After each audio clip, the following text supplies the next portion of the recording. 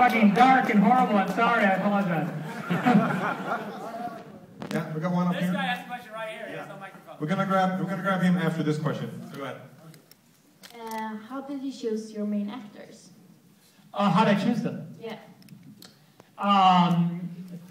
Basically, you know, you go through a casting process where the actors, they come in, they read the dialogue on a video camera, and then what you do is we look at the video, and then you sort of eliminate them based on their one little read, and then I would go and meet with the actors that remain on the list and work with them on the scene, and then we'd videotape it again, and then I'd look at it again, and then I might meet with them a third time just to sort of talk to them about the movie and whether they'd be comfortable with what the movie was really about. And then based on that, I have to make a decision. Now, if there was a third element, I would have them all sing to see if they could sing, because I wasn't sure at that point whether they'd be singing in the movie, because it was a bizarre movie anyway. You shot some musical. Yeah, yeah. Like in the DVD, like that piece of Oscar and Carla is in the body of the movie, and it really is a big blown out like sequence where they're singing and dancing and stuff. But that was a wrinkle that the girls didn't kind of expect. So I'd be in there talking to them and go like, "Oh, that was a really great job. You know, that was cool. You know what? Maybe just could you sing for me?" And they'd be like, "What? No, I don't sing." But Emily was like, "I don't sing, but I'll try." And she sang "Killing Me Softly." I don't know if you know the song, but it's really, and she sang it in this like, it was beautiful and haunting, and I got chills, and I was like, "Oh my God, okay, that's awesome." Sorry. And I think I walked out of there and I was like, "Okay, we got to hire her. She's awesome." And but you didn't have the guys in 300 sing for the audition, right? No, they had to take their clothes off, which was a different scenario entirely. Not all their clothes, most of the clothes. Which is weird. I didn't do that to the ladies, so that's nice. See, that's you think in Hollywood it's the other way around, don't you? It's not. Let's take a question right now. We live in a modern world. The men take off their clothes and the girls don't. Well, first of all, I want to say that your movie was really great. Thank you. And then, by the way, me and my brother here is an actor also, and we really want to join in your movies. But therefore, actually, we bring our photograph. So, I want to give you credit. This is how you make it in Hollywood. This is exactly how you make it. I'll be like, I remember that day. Remember when you were at that screening? Yeah, maybe. You have the contact information.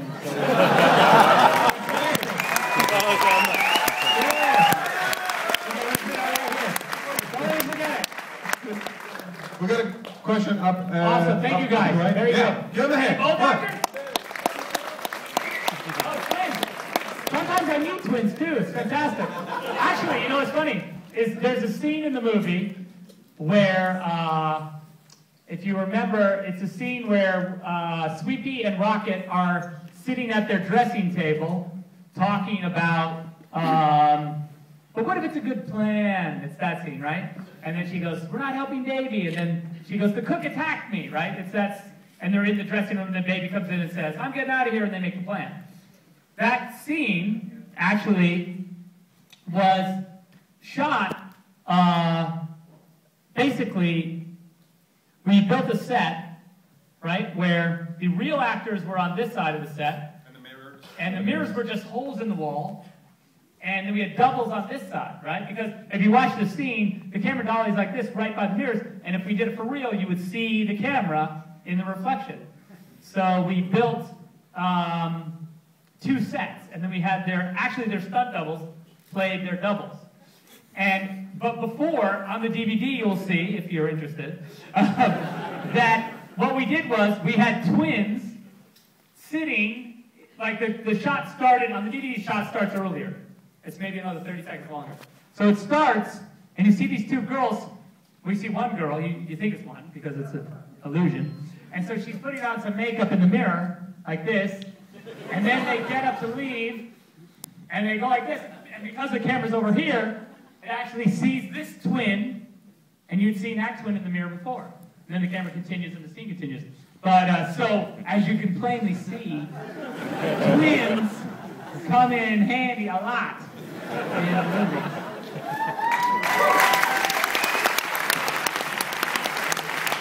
question up at the top right. Yeah. Oh, there you are. Okay. Oh, Jesus Christ. Kill me softly. Oh, that's Do you have a, I just want to ask you, do you have like a dream project? You know, like, oh, this, I really want to do this. Except Superman, of course. How about Cobalt 60? Cobalt 60 is Cobalt 60 is awesome. But I think really, I mean, if I could do anything, well, the Bible, no, I'm just kidding. I would do, well, there's a Cormac McCarthy book, I don't know if anyone's heard of it, Blood Meridian. There's a Cormac McCarthy book called Blood Meridian, it's a Western, and it's freaking, yeah, it's freaking ridiculous, and it's awesome. Although, I think Tommy Lee Jones owns the rights. Someone owns the rights to it, so I'll never get it. But it's pretty awesome. So I recommend, just as a read, it's an amazing book. So, but yeah, I think Blood Meridian would be cool. It'd be rated like NC-17 and no one would distribute it. And there's no way to make it because it's like crazy. But it'd be awesome to do. We've got a question over here. Thank you. You kind of already answered the question, but I wanted to ask it anyway, just to get a chance to talk to you. It's easier for me. Yeah. The visuals in your movie are always very amazing, very, very fantasy-like. But you always tell a good story anyway. But would you say that the visuals or the story are more important in your movies? Yeah. That is kind of the same. That is very similar to the other question, but I can say though that, you know, I guess for me, as I said, is that really they're one and the same, right? I think that that's the trick. You know, I think if you're making a movie and you feel like you have to then remember the style or think about the story, like when you go like, oh shit, there's a story to be told, I gotta fucking change my style, you know, then maybe that's a clue that you've got too much style going on, you need to like tone it down. Or if you're shooting some dialogue and you're like, oh man, people are bored, quick, shake the camera, do something stylish. I don't know what stylish things people do, but you know, something. Then I think that's a clue that maybe you're thinking about the style too much. So I think if it's organic, if it just happens, then maybe that's probably the right level of style. I don't know, something like that. Sorry, I hope that answered the question a little bit. We've got a question up there. Where is it? Oh, up there. Balcony. Balcony. Balcony? Yeah. I thought the balcony questions weren't allowed. We got a jumper here. We got a jumper. Mr. Snyder. Yes? Oh, you're going to stand up. What would He is a be, jumper. what kind of advice do you have for people who are eager to getting into filmmaking? You know, it's funny, we were talking about it today, or actually I was talking about it yesterday, we were talking about the fact that, you know, when I went to film school, you're like, oh my God, you're going to give me when I went to film school fucking story? I'm sorry. That's really gross. Wasn't Michael Bay? No, that was good. He was ahead of me in class, yeah, absolutely. You know, I like that Michael Bay does not put Art Center on his resume, and by the way, he made all his movies there. He's a freaking liar, and I know him. It's crazy. Anyway, sorry.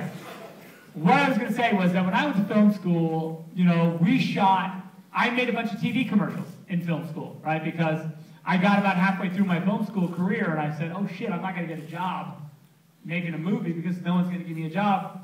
You know how hard it is to walk into Hollywood and say, hey, I can make a great movie.